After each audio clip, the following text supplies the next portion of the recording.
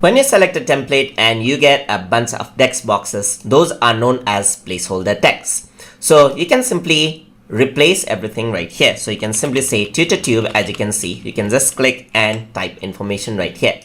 The lessons at your convenience is taken from the business information right here. And that's why when I hover on it, you can see that there's an information icon. And if I were to click on drop down, you can edit the business information or save the business information right here or convert it into plain text if you want to add in some custom information.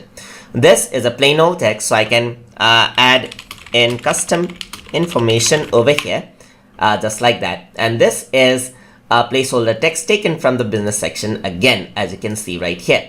Even these ones are from the information section right here. Over here, let's see the other information.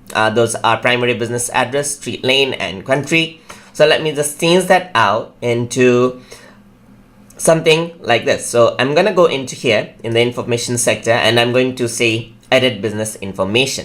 And you can edit this out. So right now the address is primary business address. I'm going to say YouTube tutor tube. Okay, let me just add that as an address and save it out right here and update publication. And I can see that that has been updated. And similarly, if you go over here, then it is updated over here as well. So that is the benefit of the linked placeholder text. So every information that you actually update with your business information and so forth is automatically updated in all of the pages with it.